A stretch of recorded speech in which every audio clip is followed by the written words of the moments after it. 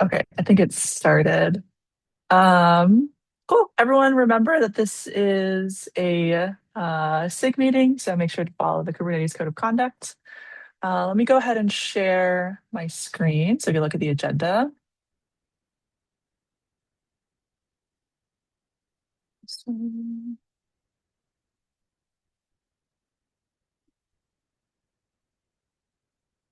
Oh. Is Vivek here? I think this is like leftover from the last meeting. Let me check. I don't see him yet on the attendance list, so we can move on. Um, I just have a quick tidbit. KubeCon NA is coming up. If you are going and you attend these meetings and you're like a pretty active Q community member, please sign up for booth duty. Um, yeah, it's nice to have critical mass, and this way we can keep the booth for the entire conference. And at least if you've gone to like the last two QCons, I was there. It's nice as like a place to meet up as like a home base, like between talks and things like that. So it'd be cool if other people can sign up as well. Cool. Up next is Utkarsh. Hello. Yes, it's me actually. Um, I have to present my Q plugin that I was developing for my LFX mentorship program, term two. So Cool. it is almost done. So I have to. We have to release in upcoming 2 or 3 days. And this is what we had planned. Is me and Kevin. So just I will be showcasing today in front of all of you. Great. That's I just made you co-host so you can share your screen. okay.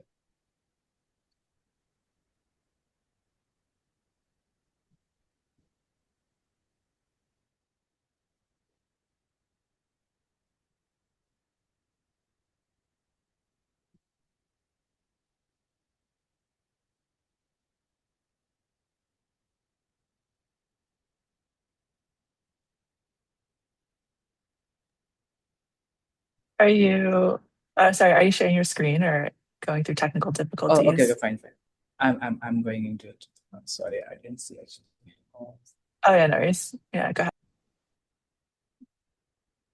okay, so basically, oh, I already have recorded the whole plugins and that I have inbuilt it in Headlamp. So I will be showing it through my recording itself, and then I will be going through each and every features that I have implemented. First of all, am I audible, guys? Fine. Yeah, we can hear you. Okay, fine, fine. So just let me start. Okay, so basically here, basically in this headlamp plugin, we have the queue. So basically, queue is as we all know, queue is the Kubernetes native system for queuing and batch workloads and managing how the cluster resources are shared. So this you can see in queue sections. We have cluster queue, local queue, resource flavors, and workloads. So once after installing the plugin, a dedicated queue section is added to headlamp sidebar. So basically, it provide access to all the important things, all the important things that we require, and that is basically those local queue, resource flavors, workloads, and uh, and cohorts we have, and that is they are on different branch, and I will show it at the end. So as you can go through this cluster queue, and you can clearly see we have the flavor reservations and then flavor uses related the local queue navigations we do have. Then we do have navigations to our cluster queue, and then we have workloads also. We have a separate panel for workloads. That's I will be showing it to you. In that separate panel, basically you will have access to writing a YML files that Headlamp itself provides. So I will be just navigating into that directly, and you can see it. Wait, just let me just go at the file first. Mm,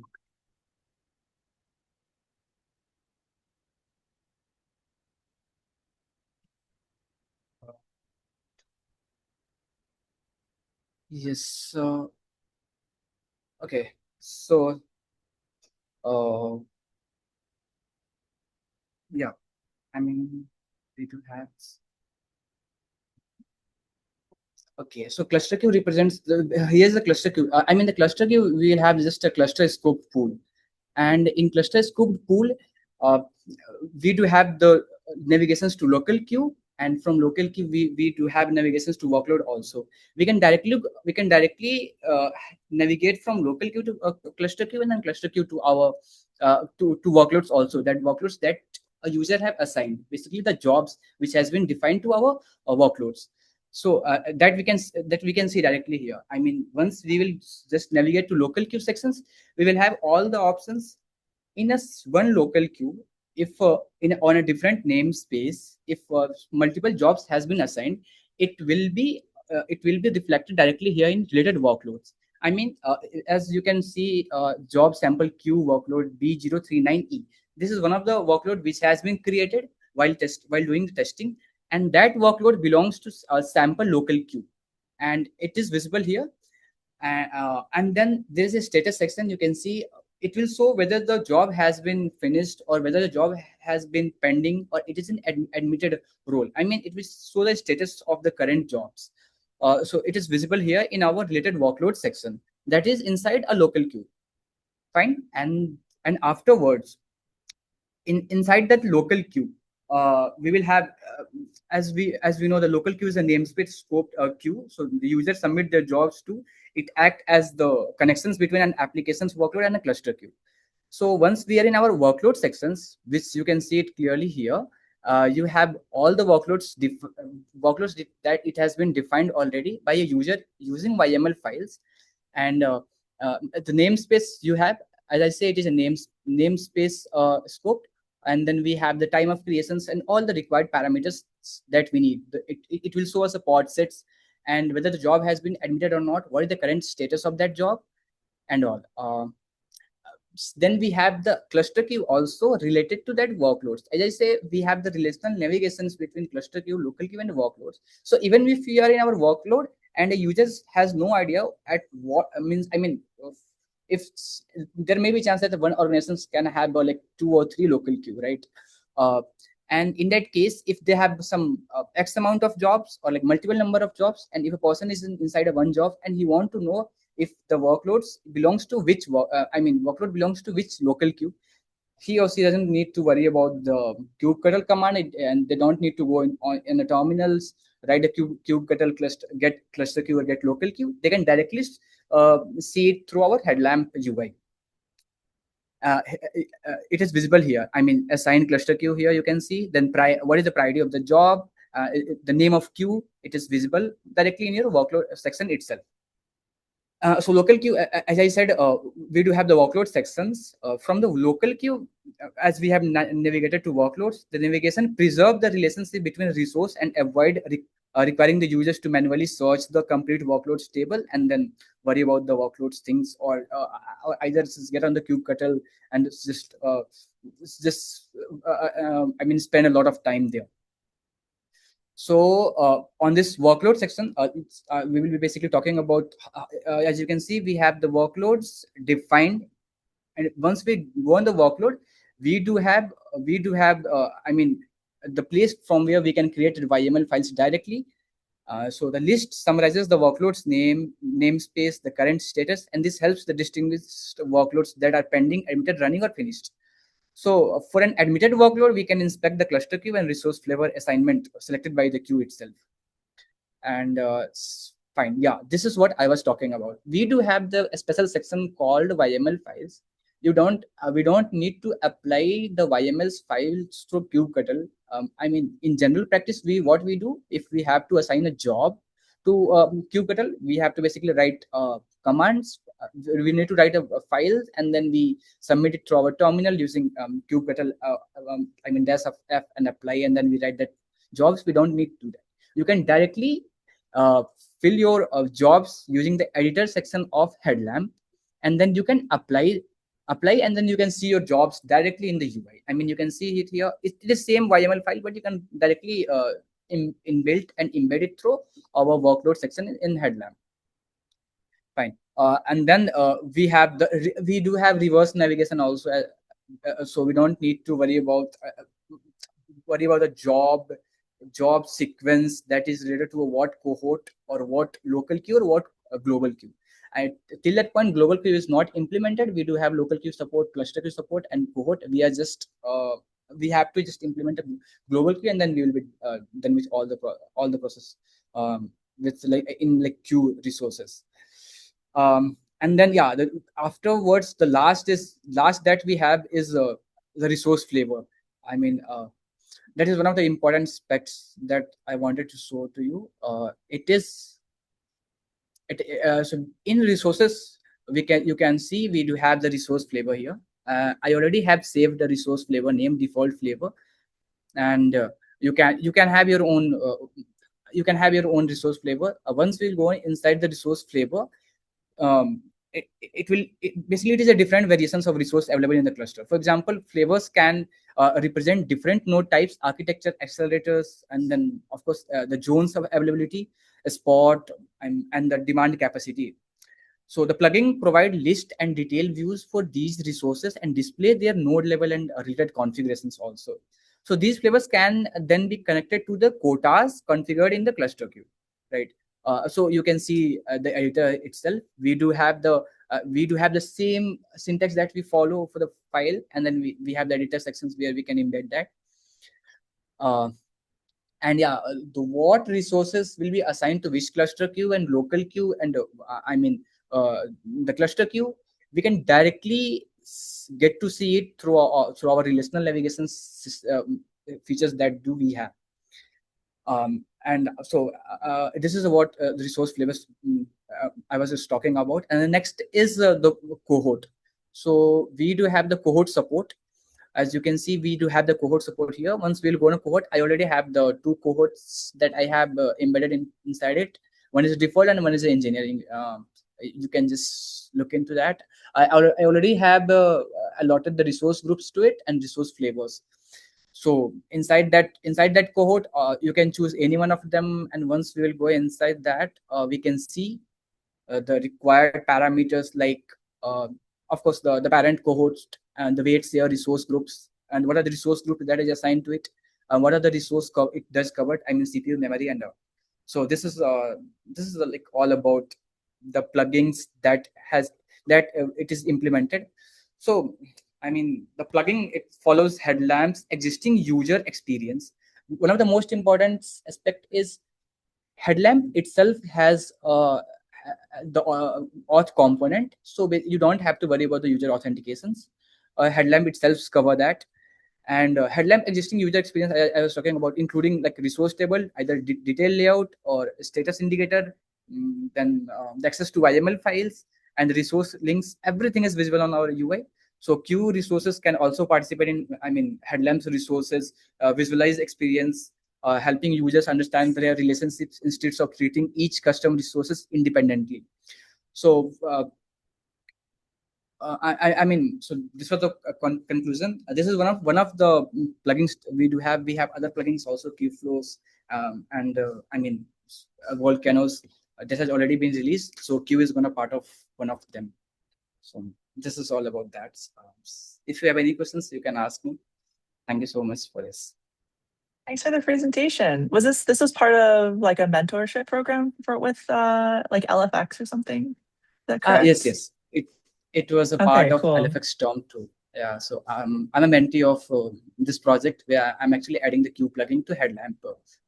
So Oh, nice. Yeah, Yeah, Kevin, go and ahead. then I think Utkarsh's his term ends at the end of this month, so we're doing an alpha release, but we are continuing the project because we expect there's more work to do here, especially stuff like we're thinking like multi queue. There's workload priority classes, topology, and also there's other like probably even more things we can think of. So we're hoping to continue the momentum for the next cycle. So that is up and will be, I guess, the fellows will be applications close on the 18th. So that is, and so we'll have another one working from September to November this year. So one of Nice. the things that's nice about Headlamp of why I think it's like we are adding like someone's adding workload support for leader worker set, job set. It'd be cool to see stuff like Ray added there, so we can kind of have like one, like what I've found with Q is Q visibility by itself isn't as useful, but people kind of want like the, tracking of workloads, like jobs, job sets, whatever. And also Q is one part of that. So I like that's kind of a thing I think is nice about Headlamp is it's also there are other plugins like as Akarsh mentioned, like for Kubeflow or other projects that are being added. So it's kind of we're getting a lot of the community adding plugin support. I linked the release issue and kind of where the code is for this in Headlamp. So Headlamp is a Kubernetes SIGs project, and that's where the core lives. But there's an extensibility done through the plugins. Yeah. Uh, Go on, Yuki. Yeah. Thank you for introducing a great web console. So uh, I'm just curious about the visibility on demand functionality. So will we support the visibility on demand in this headlamp project? Uh, yeah, I mean that would be probably the continuation. I definitely think thinking more about like dashboards and other things, what people would like to see.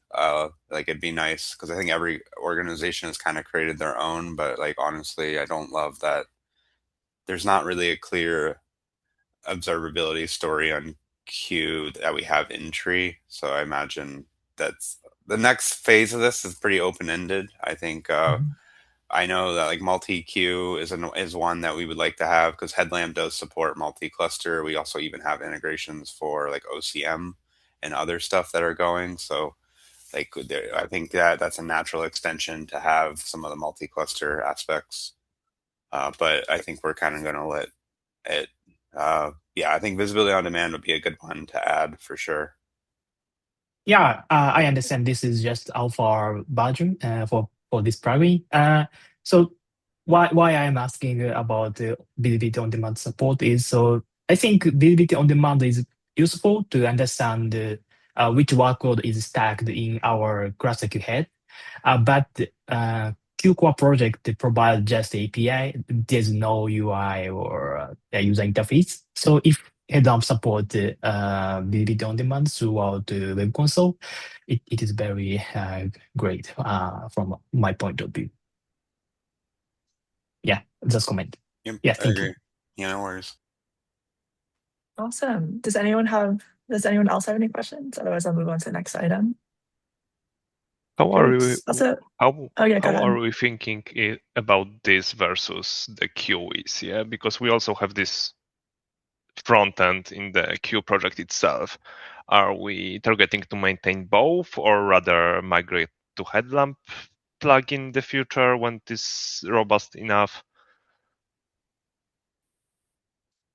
Yeah, Um, it's a good question. I mean, from the community, there was a request for Headlamp from other external contributors because what they find is they want one dashboard for pretty much everything and not having like Q has their own dashboard and then like they have their own console plugin or their own console for Kubernetes. And like that was kind of the challenge with QViz.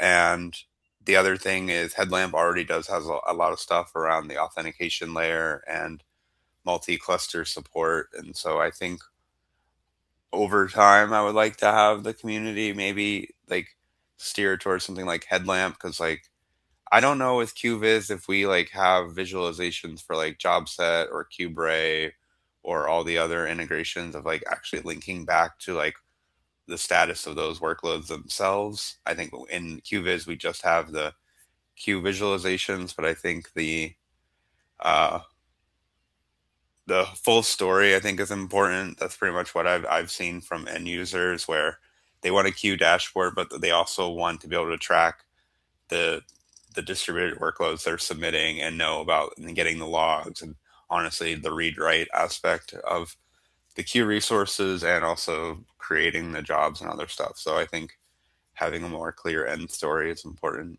But it's community led in Headlamp, so I don't know if we have anything planned for like QViz being deprecated or anything like that anytime soon. Yeah, makes sense. Cool. Let me move on to the next item. I'm gonna share my screen again. 1 second. Okay.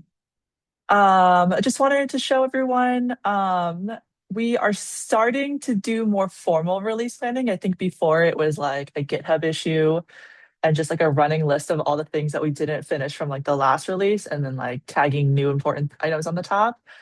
This is very much a work in progress. So like whatever this looks like, I'm sure will change very quickly as like we iterate on it. But hopefully this gives people an idea of like what will land per release or what we're targeting per release. But yeah, take a look. I think it's under, I think if you click on Q, let me navigate there. Uh, Q, GitHub. And then if you hit projects here, I guess Q so. planning. The only one Yeah. SIG member can see this project dashboard. Oh, really? Yeah, I guess, yeah. This is GitHub limitations. Oh, only members. Okay. So you have to like be a part of the Kubernetes organization to see it? Yeah. Okay. Let's add that as a to-do to see if there's something we could fix setting wise. But hopefully for that subset of people, then we can start like seeing what will land per release. And yeah, in the meantime, if you need sponsorship for the Kubernetes organization, I think all of the like the reviewers and approvers and things like that are very generous about giving approval so that we don't have to tag okay for test all the time. Okay, let me stop sharing. Take a look. If you have access, we'll kind of figure out access in the meantime, and then you want to go next? Yep. So just notification for meeting attendees. So we are currently considering to have a weekly batch working group committee meeting for sure. So currently we have bi-weekly meeting. However, as you know, we have lots of topic in a single meeting, and we always cannot talk about all topics. So we decided to introduce this system. However, so we want to have some limitation, some prioritizations in each meeting. So by week, basically we have bi-weekly queue prioritize meeting. But every other week we will have generic same common topic meeting. After this meeting, I will update Google Calendar and notify a new schedule to audience. Yeah, just a notification.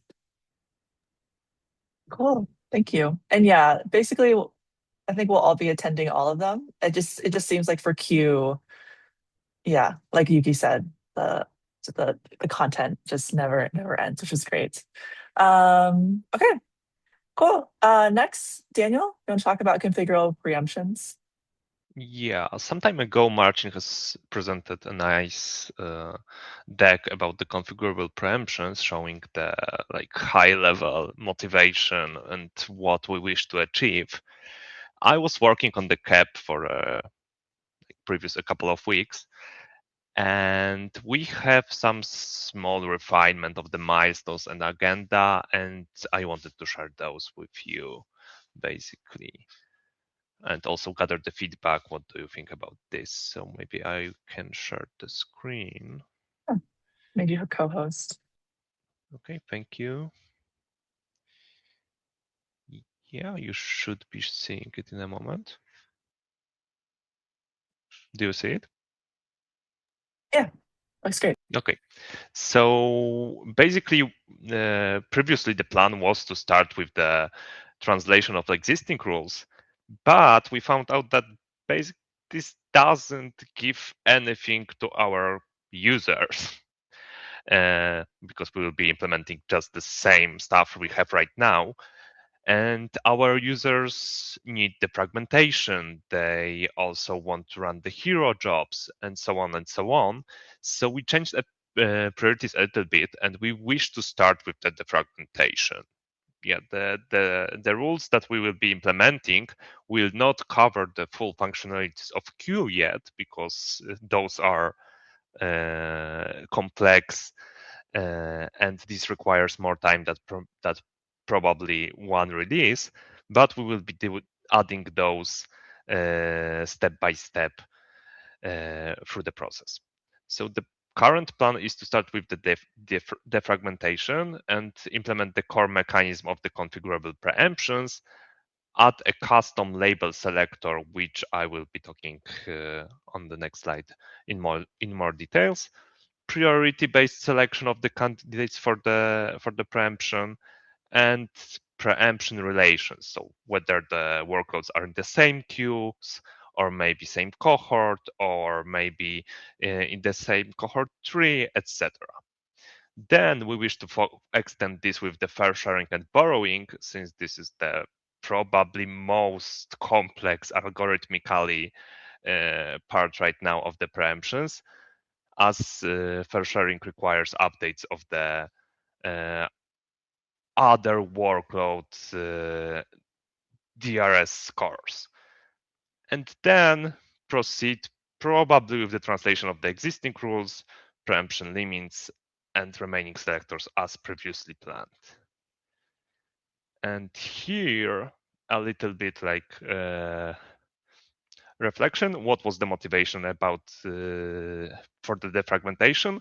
We can have, right now, we can have a situation that we have 3 cluster queues.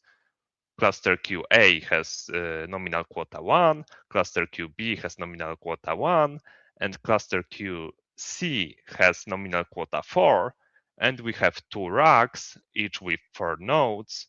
When we think about this quota here, like just a simplification, 1 node, and we can get up into the situation like this on the left in the cluster, that workload from cluster QA is blocking a topology in the first rack, workload from cluster QB is blocking the topology in the second rack, and we cannot in any way schedule a workload C that requires the whole rack. So the idea here is that maybe we can somehow preempt B, even though it has a nominal quota, so that Q will move it to the first rack, and we can have this workload C that also is in nominal quota placed on the second rack according to the required topology. And previously, the rules didn't have any notion of saying this is a larger topology domain, this is a smaller topology domain, and that this workload C will be able to preempt B because of the fact that it is somehow larger. And here I discussed this with Marcin, and we came with the following solution, that maybe we can add to the rules a custom label selector, so that the user can define a label on the job which will be copied to the workload with our label copying mechanism that will in some way describe as an integer how large domain that he is deploying to is. For example, in the GKE, this can mean number of TPUs that job requires in the same cube. Or it can mean, when we are sharing GPUs across different nodes, the GPU memory, etc., etc. Probably there are many other use cases here. And the API that we are seeing here is like this. We will have a key that determines the label key. We'll have some default value that will be used when this label does not occur at all for the workload. And we will have relations saying, for example, TPUs with larger number of the workloads with larger number of the TPUs will be able to preempt every workload that has this value under the label smaller. So in this case, 4 nodes will be larger than 1, so it will be able to preempt those. And then min and max value, which will be like absolute limits from the like lower bound and upper bound, so that the users can also specify that, yeah, workloads can preempt only those that are requiring at most 2 TPUs, because we do not want to preempt larger workloads for the defragmentation, as this will still cause some downtime for those and waste some resources. And since those labels are custom, we will allow for many of those, and they will be connected with the end rule. At least this is the current plan. I will be describing this in CAP, and hopefully I will have it ready somehow next week for the code review and the discussion. Yeah. Awesome. Thank you so much for the presentation. Yeah, I was very interested in this, and I know Sohan, I think, is probably also interested in this. I have some questions. One question I have is for the relation thing, can you rank relations? So for instance, one of the examples that you had was like within cluster queue and then within cohort. Like, but I want like, what if you want both, where it's like rank the relation? Yeah. Where it's like first Okay, cluster queue, then cohort. So there are 2 concepts here in the configurable preemptions to allow for that. The first one is that you can have separate rules, one for the within cluster queue and one for the within a cohort. Okay. And those can be less or more restrictive as you wish. That's the first thing. And the second thing, we have also this concept of ordering. And there in the orders, you have, for example, is the same cluster queue or is this in the same cohort. So the preemption candidates, which are collected from all of the rules, will be then ordered according to the ordering that you choose. And they will be preempted according to this ordering until appropriate number is removed from the cluster so you can fit. Oh, makes sense. And then my second question is, I think I need to marinate on the API surface to see if it already does this. But one question I have is like, is there a way to specify the cost of preemption? So what I mean by that is like, is there a way to like target defragmentation for the most fragmented rack? So for instance, I think in your API, you have like a max and min or something of like, you cannot preempt workloads that are bigger than this size. But it would be good if we can also, in the algorithm, prioritize preemption of like the most fragmented topologies. So for instance, like let's say in this four GPU rack, one preemption candidate for a 4 GPU workload would be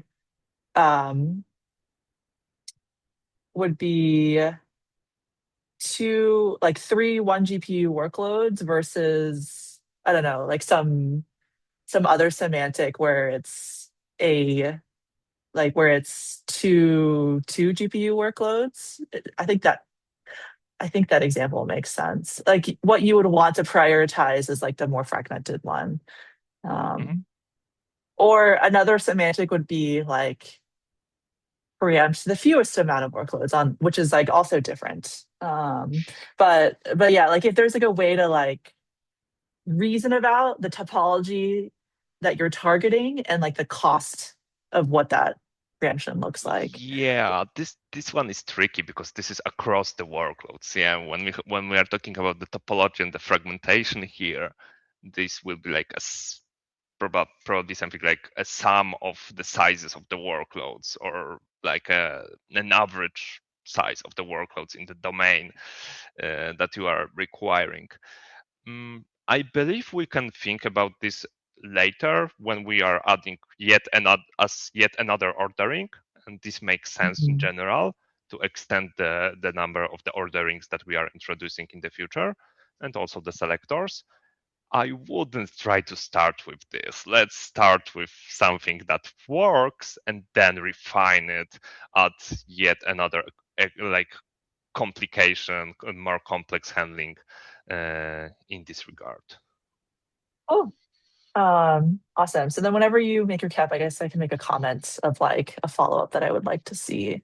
Yeah, Because people we can do care about the cost, yeah. yeah, Go we ahead. can explicitly state that in the like possible extensions. I already have a section about the possible extensions. We can add it there. Cool. Kevin, go ahead. And then I think we have like 3 more items after this. Yeah. Go ahead. Yeah, I guess like one of the things that I'm like making it hard to design our plan with queue and like workload aware scheduling is that like workload aware scheduling is kind of bringing this idea of sub gangs, and it feels like what we're running more into is like controllable preemption at the within the workload itself. So like I'm seeing that use cases a lot from Google where like you want to be able to preempt like replicas of a replicated set. And like I'm not clear as if is this work in like thinking about that where we may want to be able to toggle like preemption within the workload itself, or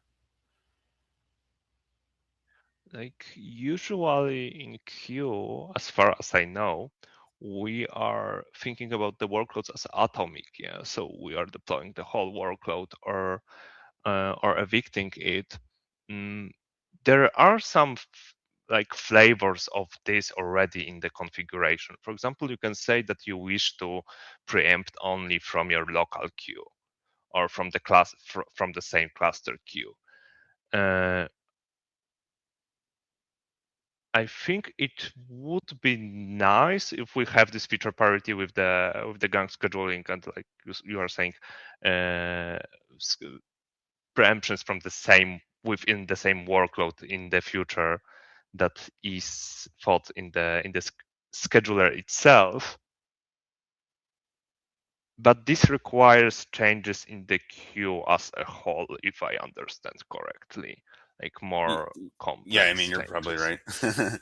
But yeah, no, it was just something because I think that's what we're realizing more and more is like WAS allows us to kind of do more granular preemptions, and as we're thinking about adding more rules to control preemption behavior, I do want us to like what does it mean when you want to like partially preempt within a workload? But I mean, it's fine if that's not in scope for this. Yeah, I would say if we enable this in queue as a whole, it should be fairly easy to extend the configurable preemptions then with that. Go on, Yuki. Yeah, so for the partial preemption topic, so we actually have subgang semantic in QTAS. However, we don't support the partial preemptions for subgang group semantics. So I guess so this partial preemption is separate from the configurable preemption. Even if we don't support configurable preemptions, we should consider partial preemption supporting. So basically, I agree with Daniel to decouple the partial preemption discussion from the configurable preemption. Yeah, but for sure, so we can discuss about the partial admission in TAS, QTAS, subgang functionality. Yeah, just comment. Oh. Are we ready to move on to Kai-san? Yeah. Okay. Yeah. Cool. Go ahead. Can you share the screen? I cannot hear you. Oh, sorry. I'm trying to find you. Let me search really quick to make you co-host. Okay.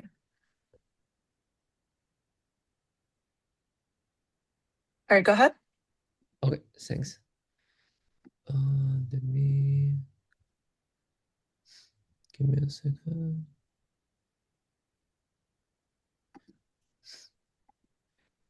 Yeah.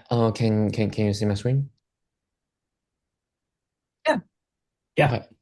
Yeah. Thanks. Yeah. This is my first time to attend the meeting. But I think I already collaborate with some folks maybe in the Ray and the Kubernetes side. I work on there for several years and collaborate with several folks to have some integration on the Kubernetes side and finally they start. My current job is that I think Q is one of the most important component in our infra. So yeah, so that's why I start to contribute and upstream something to the queue recently.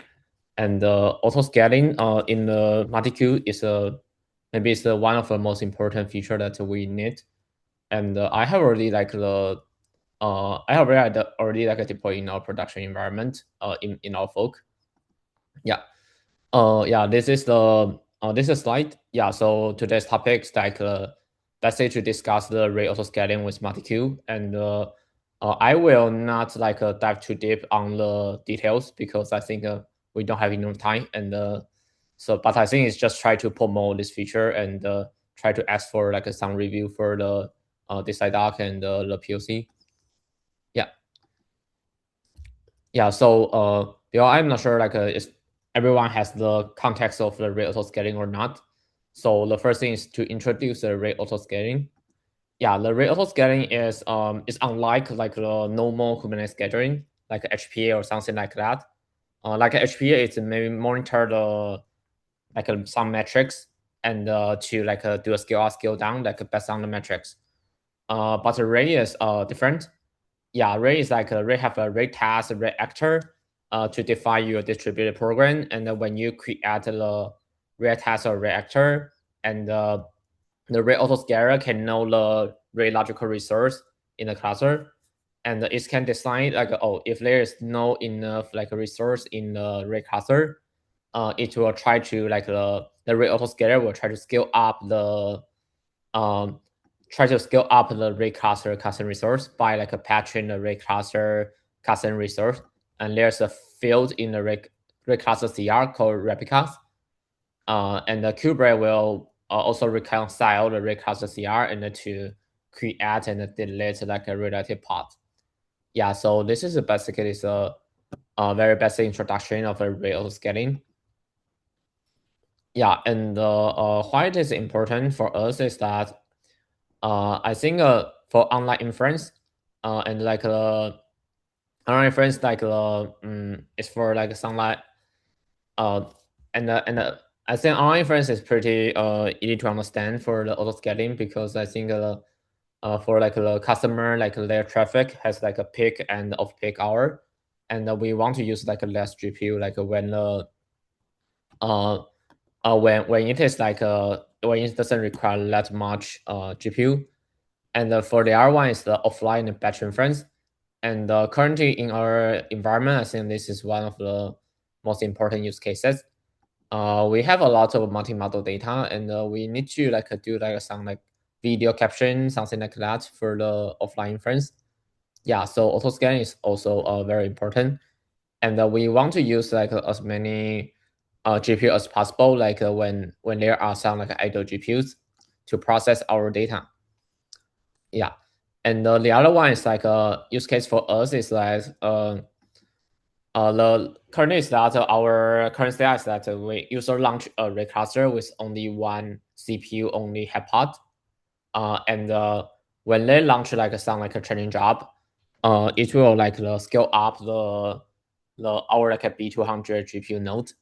Yeah, and after several steps of training, we will launch an asynchronous evaluation, checkpoint evaluation.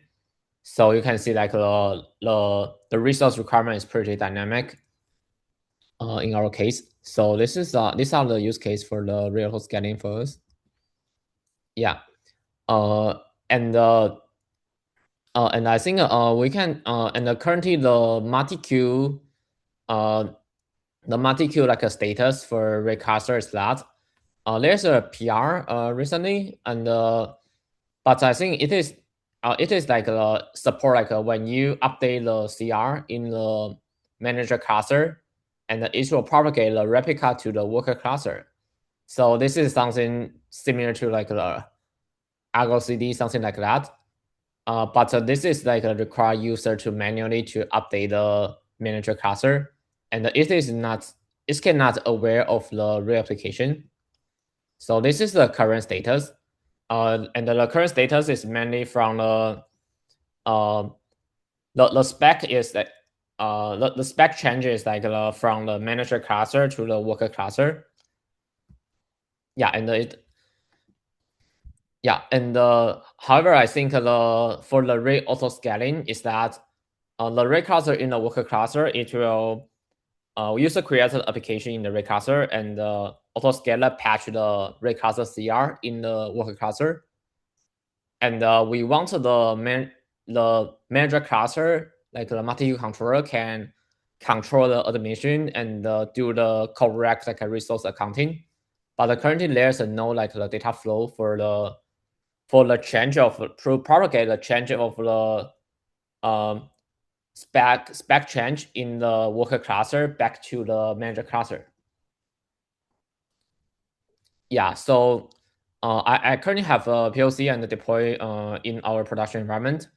So something very basic is that user creates their real application in the rate cluster CR, and rate autoscaler will add the rate cluster CR in the worker cluster, and for the manager cluster, the admission check like a controller will fetch the rate cluster CR and calculate and add an annotation on the rate cluster CR, and then it will recalculate the path set. And if there's a path set change, it will create a new workload and repoint the worker cluster CR to a new workload CR. Yeah. Yeah, and I think this is, and we have a POC and there's a demo there. Yeah. I think maybe it's pretty hard to understand, but anyway, we can just yeah, because this is just try to help you to know like what this is for, and for detail, I think it's maybe pretty hard for everyone to understand in this meeting. But there's a doc for it. Amy, do you have any question? No, you can finish. I'll ask at the end. Okay. We can show this like the demo here. Okay. Oh, sorry. Let me make the screen bigger. Yeah. Yeah. This is you can see basically it's like this is my array cluster. Currently only has the one head pod, and this is our like built-in stuff, and here is the workload like belong to this array cluster, and we will check the admits like a resource here. Yeah, and I just asked my like coding agent to create like a detach actor to trigger the auto scaling. So currently is that I asked my agent to create like a 3 reactors, and each one require like 8 GPUs. So it will eventually like the scale up to like a 3 GPU node. Yeah, and you can see here is like this one is like just read the workload that in the manager cluster. So you can see currently has a 24 GPU, and this is in our like a worker cluster. Yeah, and then I delete like a 2 actor, so currently become like a 1 actor not for now. So 2 like the GPU worker node will be terminated by the real scaler.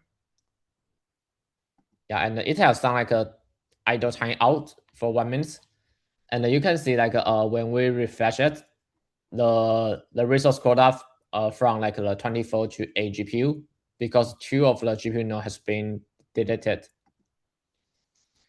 Yeah, and then I create a 3 additional detach actor. So currently it's totally require like 32 GPUs. Yeah, and yeah, it create like the other 3 pods, each one with like a B200. And when we refresh, it's become like a 32 GPU. Yeah, and then I delete all the detector. So currently it require like a 0 GPU. And you can see all the worker part got deleted. And when we refresh, the admin resource become 0 GPU. Yeah, so this is a basic demo, and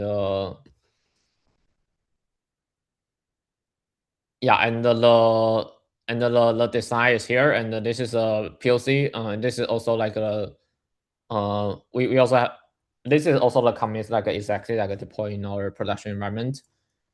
Yeah, yeah, and just yeah. So this meeting is mainly want to like promote this feature and to see like if it would be great like if it can be like merged into maybe like a 0.20 release.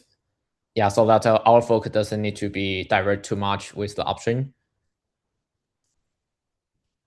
Yeah, Cool. yeah, I think this is basically the introduction. This is awesome. Also, I'm just curious, is this for any scale or n scale or something? That's Oh no, the no, I'm I think Aniscale has already been my like EX company. Yeah, oh, okay. I joined XAI after Aniscale, and I currently at a early stage startup right now. Oh, cool. Can you please share this deck in Oh yeah, the agenda? I specifically this is like really related to stuff that my coworkers and I are kind of interested in. So I just want to be able to have some artifact to share with them besides the cap. So that's number one. Um, I have a dumb question. I'm curious, like let's say on a child cluster, a Ray cluster asks for scale up, but then Q reject it. How does that rejection then get propagated down to Ray? I think it will not like it is like Ray will create the pod, but it's get it, and this is already I think a queue has already have like auto scan support for a single cluster. So and you can see pod will be created, but the scheduling get is getted, and it will the get will only be ungetted until the queue admit the manager cluster multi-queue controller admit the new workload. So you can see pod will be created in the etcd, but it will not be scheduled until manager cluster admit it. Yeah, I guess what I'm wondering is from like the Ray, like the internal Ray logic, like how does that Oh, sync okay. today with Q? Like does it It, just see that the pod just doesn't exist and doesn't send actors to it, or like what happens yeah, there? yeah. Yeah. I think Ray can only see a node when the pod is up and the launch. We have something called Raylet on each node, and you can see it's like a Ray control plane component, and maybe you can say similar to kubelet. And only when the Okay. Raylet process is up and register to the Ray hat has a like something called GCS is a Ray metadata server. So if the Raylet is not up, I think autoscaler can know there's a pod pending, but for the Ray schedule something, it cannot be aware of like there's a pending node. It just like see nothing. Cool. Sorry, it was a basic question. And then yeah, for the cap, I think Sohan and Yaroslava, if you guys can make sure to take a look as well. I saw Mihao commented for you all as well. Does anyone else have any questions on this? It's really cool. Great. Thanks for presenting. Raghav, do you want to go next? Yes, hi. I just want to know, does this end in a few minutes? Because I can go Yeah, very quick. but I think yours is pretty quick. Okay. And I Yeah, just want to like flag the correct people. Yeah, go ahead. sounds good. Yeah, so like very high level and I guess somewhat related to the Ray kind of presentation. For right now for V1 batch jobs, we kind of have we use elastic admission or elastic workload slices and have a controller that like patches the job parallelism. But there's sort of an issue where this controller is touching the parallelism while Q is running preemption and makes these handoffs kind of weird and non-atomic and so on. So there's a workload resize proposal that tries to that like does this for Spark and like it relies on a driver that basically makes the reconciliation between what the external controller wants and what Q is able to admit a little bit more like there's not as much of a gap as there is with V1 batch jobs, which like doesn't have a driver. And so I guess the general question is whether or not like their Q's batch jobs integration should fill in that role. Um, like, it's very hand wavy and zero context, but appreciate if anyone has any insight. Maybe Sohan, Yaroslava, and Kevin, some combination of you guys. Do you guys have any recommendations? Also, I can send you the comments that has all the context if you like need a second to process.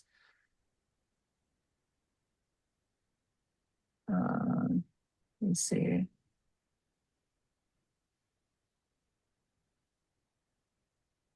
Are they still on this call? Or maybe they hopped off. Let's see. I am, but I was never Oh, that much cool. involved in the Elastic job stuff for. Oh, okay. Cool. All right. Maybe as a follow-up, let me link Sohan and Yaroslava to see if you guys have any opinions. Just in terms of like guidance of like what should happen next for this situation. And then the specific comment, let me link in the agenda, is this one. Wait, is that correct? Hold on. Okay, cool. Maybe we could take this off on Slack DMs to like figure out what to do next, Raghav. Sounds good. Thanks. Cool. And then Oleg, sorry, can you go to the working group working workload aware scheduling meeting if you have time? Unfortunately, Otherwise we can. it's too late for most of the Europeans, so and everyone's Oh, out, okay. so I don't know. I mean, I'll try and bring it Well, up, but yeah, let's punt it to unfortunately, next Yes, week. yes. Thank you for inviting. Though today I won't be able to join. Next week probably Yeah, also as well. I may come in 2 weeks then. okay. cool. Yeah, it'll Sounds probably good. be in 2 weeks. It's every 2 weeks, so we can. I think maybe Q and Okay. Waz, we should just have a dedicated time in the Waz call because I think we got to figure that one out, and we're not getting enough time in this working group patch call to discuss it. Yeah, it's so funny. We're just like Okay. trying to shuffle the time between all of the meetings that we have to make sure we like pack everything in. But yeah, hopefully this extra meeting will be helpful. Yuki, go ahead.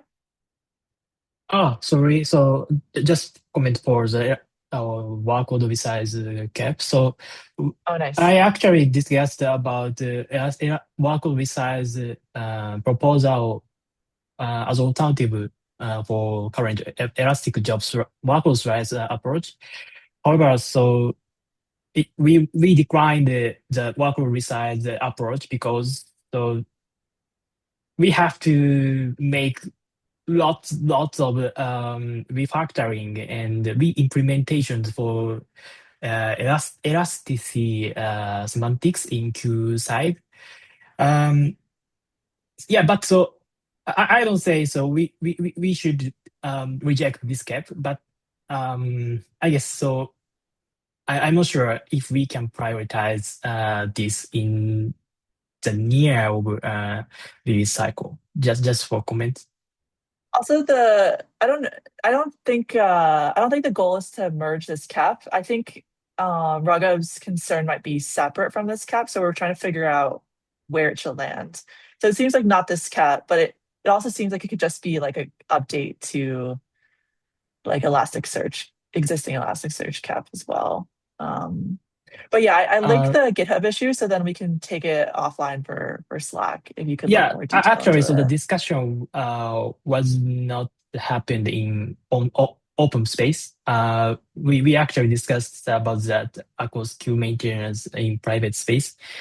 And yeah, actually, so I want to introduce this worker resize semantic instead of worker rise semantics because the current worker rise has some ad hoc mechanism. So I guess it's very buggy in case of some elastic workload like ray cluster, ray autoscaler, or whatever. But so we fight it with some maintenance many times. We should deprecate this workload slice non-deterministic approach, but we declined about that. Just a comment. But so I want to tackle to this workload resize approach. But so sorry. I guess no prioritized tasks in our queue maintenance. Just for comment. Yeah, makes sense. Cool.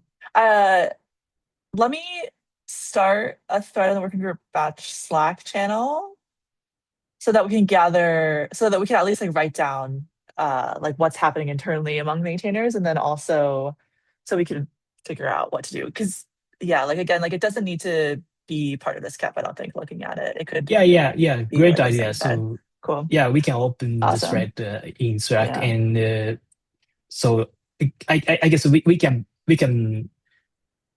discuss about which component, which queue component, which queue process should be refactored for the LSIC workload resize, and we can evaluate if we can realize this approach in our release cycle. Yeah, great idea. Cool. All right, I think we're at time. And then yeah, I guess we'll have another meeting next week. So feel free to like add any agenda items there as these meetings are getting packed. Great. Thank you so much, everyone. Bye.